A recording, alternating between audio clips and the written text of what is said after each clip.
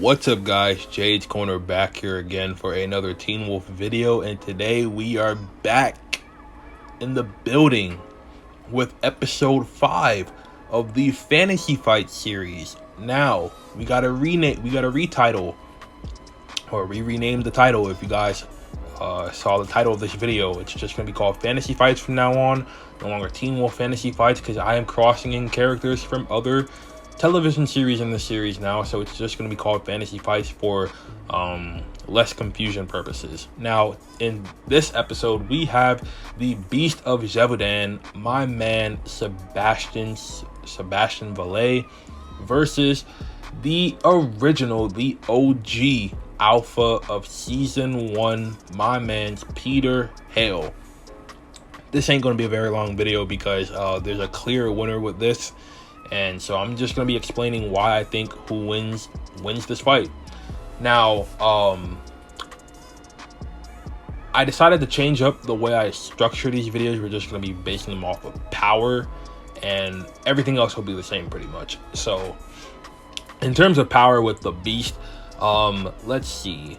He took on the Hellhound, Jordan Parrish, multiple times, in which he won that confrontation. Every single time they fought, even in Apotheosis, the Beast won, but that was because Parrish got distracted. But I'm still going to count that as an L on Parrish's end. So the Beast did beat the Hellhound multiple times, every single time they fought. Scott fought the Beast a total of 2 times, and he lost badly both times, to the point where he was about to get killed in both of those confrontations, until people intervened, or like memories intervened. With the second time that happened in Apotheosis, Allison's memories came up. So yeah, Scott got lucky fighting him. Liam almost got killed. He fought the Beast by himself the first time, got friggin' shredded in the chest. Then Scott fought with him the second time, and they both got utterly destroyed. So yeah, that's another thing up there too. As well as Sebastian basically has no goddamn weakness. Like, this dude literally was taking shotgun shells point blank by Brayden to the chest. He was taking multiple shots from deputies in Sheriff Stilinski's department in the police station, as well as Sheriff Stilinski himself. Lydia also tried to weaken him with her Banshee scream. He didn't get affected by that at all, and he ended up slashing Lydia's throat, and she had to go to the hospital in order to be saved by Melissa McCall. And the only thing that proved that this dude, before I even get to that, Theo even tried taking this guy out with Belasco, not with Belasco's talents, because Malia had them at the time, but Theo tried to absorb his power from a tactic that Deucalion taught him, and Sebastian just shrugged it off. Like, he literally had claws in his stomach, and it was like somebody had just gave him a tiny little pinch, pretty much, and he found it more of an annoyance rather than him actually being hurt.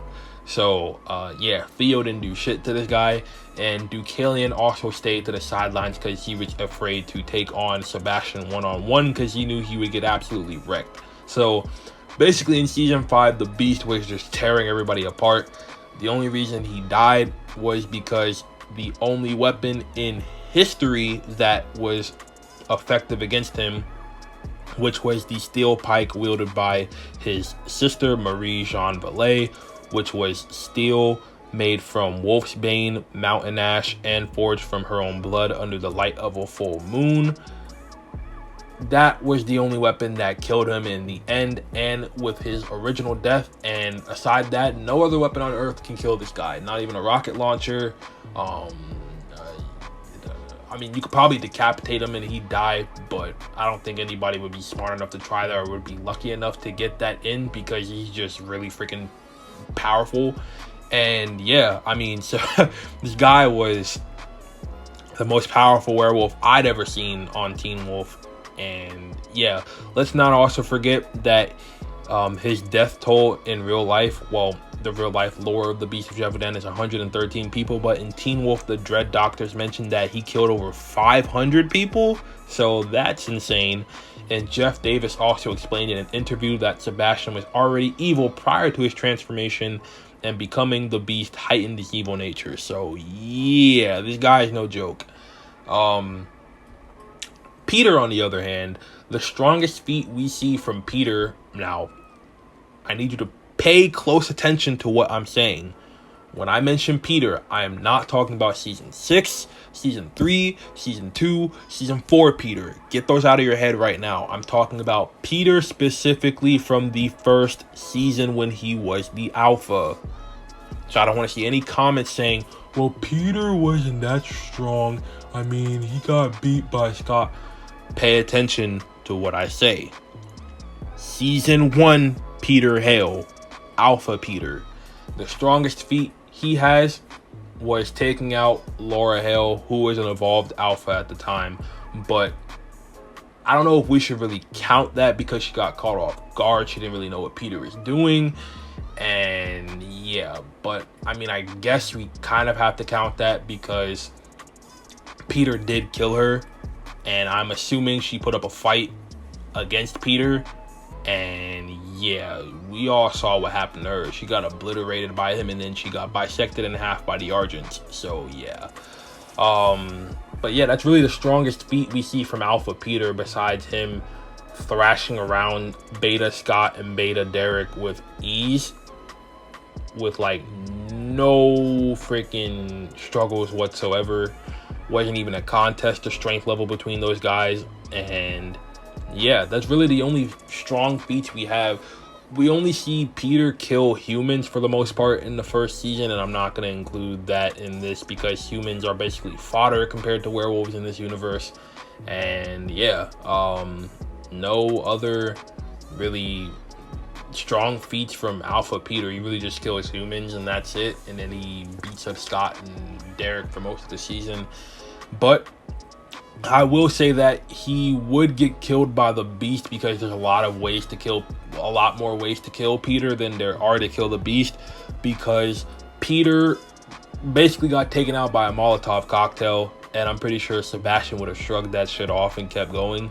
So yeah, Sebastian would find plenty of ways to kill Peter. Peter's durability is nowhere near that of the Beast, and that is why I think the Beast of Jevudan would take out Peter in this hypothetical fight. Now, if the two were to meet up not knowing anything about each other, which would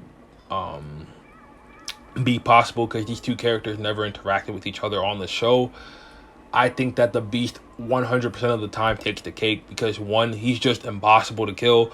Peter would not know about his weakness with the pike. Nobody did aside from like Gerard and Chris, and that's it. And Peter would have a nightmare of a time trying to figure out how to take this guy out, especially if he transformed into his like Hulk-like, Venom-like werewolf transformation. Yeah, Peter's done for. He easily gets taken out by the Beast. There's not much of a fight. I think Peter would last maybe 2-3 minutes against Sebastian, and that's probably it. Seeing how Sebastian was was basically making fun of the werewolves of modern times, pretty much. So yeah, Sebastian's no joke. He's top 3 most powerful characters in all of Teen Wolf for sure. Now, I want to thank you guys for watching this video, and I want to take some time to thank everybody who's been watching this series. The series has been highly successful on the channel. I'm going to continue doing more of these for the foreseeable future. I love doing these hypothetical fights.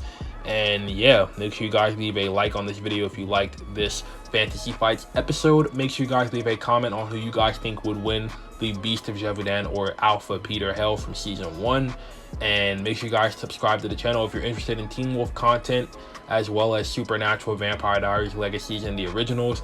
And make sure you guys hit that bell over to the side when you see the 3 options come up. Hit all at the top so that you get all notifications on when my videos are out on the channel every single week. And this is Jade's Corner. I will catch you guys on the next one. Peace, love, and positivity, and I'm out the sting. Catch you on the flip side.